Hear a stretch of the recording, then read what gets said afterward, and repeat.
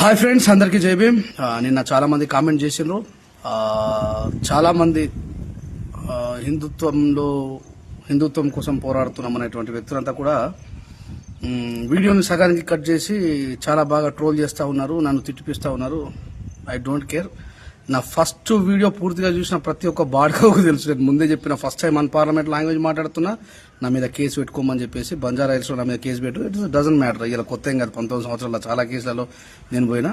నేను అంత అగ్రెసివ్ గా మాట్లాడడానికి గల కారణం ఏందో ఇప్పుడు చూడండి. వాళ్ళు గౌన్ల వాళ్ళు మొత్తం ఎవరు గాని మమ్మల్ని లోపల రాణిస్తారు. తిరుపతి ఆంజనేయులు వాళ్ళైతే మమ్మల్ని ఘోరం చేసిరు. అంజనాలు ఏంటైనా మా అమ్మవారిను ఇట్లా 2 చేయలేసి దోసేసిండు. అమ్మవారు కింద పడ్డది. ఇంకొక ఆయన తిరుపతి అంటైనా మీరు మాదిగి లంజలే, మా గుళ్ళకి ఎట్లా వస్తారే అని అంటాడు. అన్న తర్వాత ఇప్పుడు చెప్పండి రా, ఇప్పుడు చెప్పండి.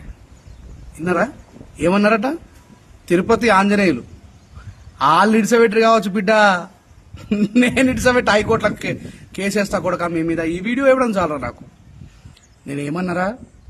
కేంద్ర మంత్రి బండి సంజయ్ గారి కరీంనగర్ తన ఇంటికి 20 కిలోమీటర్ల దూరంలో కరీంనగర్ టు హైదరాబాద్ మెయిన్ హైవేలో ఉన్నటువంటి గ్రామం కొత్తపల్లి.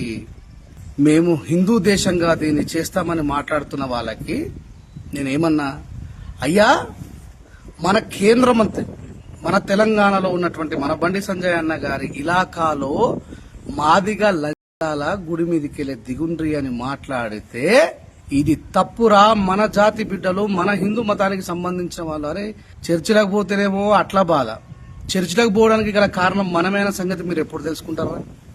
మాకు రేషం రాదా? మా అక్క చెల్లెలను తిడితే మాకు కోపం రాదా? ఏం మీరు కేసు పెడితే ఏమవుతారా? నోట కేసు. నేను నిన్ననే చెప్పిన వీడియోలో, భారతదేశంలో ఉంటున్న మీ మూర్ఖులకు, వాట్సాప్ యూనివర్సిటీ కుక్కలకు ఒక్క ఆర్టికల్ కూడా తెలియదురా. 365 ఆర్టికల్ స్పష్టంగా చదివిన ఆయన. వాడితో జుడిషియరీ ముందే చెప్పిన, నా మీద కేసు పెట్టుర్రు అని చెప్పేసి. ఎందుకు చెప్పిన?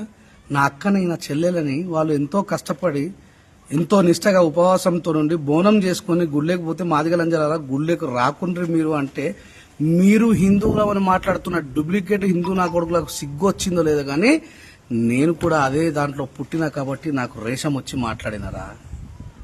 గుర్తుపెట్టుకోండి. అర్థమైందా? ఇది మరి బండి సంజయ్ అంటే వేరే పనులలో బిజీగా ఉండొచ్చు.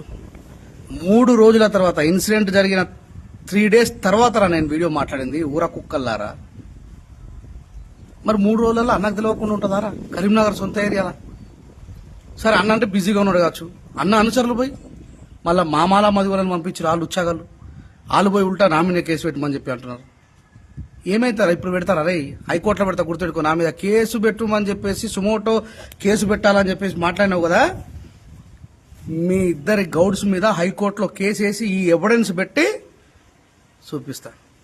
ఐ విల్ షో రేంజర్ల రాజేష్ అంటే ఏందో, భారత రాజ్యాంగం అంటే ఏందో చూపిస్తా బిడ్డ. నేను ఎందుకులే పోని, వాళ్ళు మనోళ్లే కదా, మన గౌండ్ల సోదరులే, మన బిడ్డలే కదా, కష్టజీవులు కదా, పోని అని చెప్పేసి నేను వదిలేద్దాం. ఎందుకంటే గ్రామం ఉన్న తర్వాత తప్పులు ఒప్పులు పొరపాట్లు జరుగుతూ ఉంటాయి, క్షమించి వదిలేసి పో అని చెప్పంటే మీరు పురమాయించి నామినే కేసు పెట్టిస్తే నేను వదిలేస్తాను అనుకుంటారా కొడుక? నా చరిత్ర మీకు తెలియదు. కరీంనగర్ జిల్లాలో మొత్తం ఏరియాలో, నిజామాబాద్ జిల్లాలో, ఆదిలాబాద్ జిల్లాలో అడుగురు. నేను ఎంబట వడ్డంటే కొడక ఇడిసబెట్ట అసలే ఇంకా చూపిస్తా నేను కూడా. జై భీమ్, జై భారత్.